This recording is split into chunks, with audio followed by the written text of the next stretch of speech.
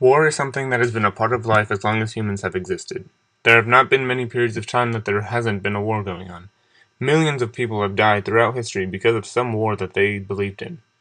Knowing so many people have died, it is amazing that the leaders still want to go into war at all. Wars tend to be based around three things: money, power, or religion. If we look into each war, there is always a centered problem that two or more sides cannot agree on. If we look at the German Peasants' War in the 1500s, they wanted to take power away from the leaders that were misusing it. This also stemmed from religious problems at the time. Martin Luther was in the midst of a protest against the church. He was not alone. There were many people that were unhappy with the church. Martin Luther's protest allowed the peasants to stand up and fight for what they wanted. There are also stories and ideas that link Anabaptism and the German Peasants' War, but there are very few people that feel 100% certain of that fact. Looking ahead a little bit into history, let's look at the Revolutionary War.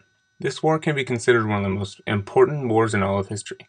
The colonists in North America wanted out from under the king's power.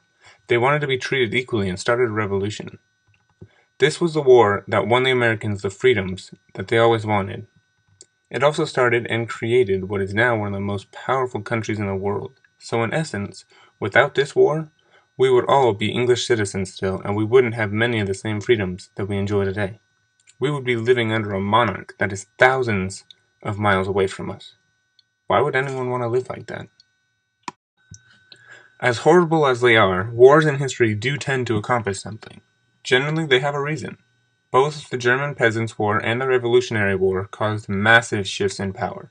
For the American colonies, this was a fresh start, and it allowed them to become the nation that we are today.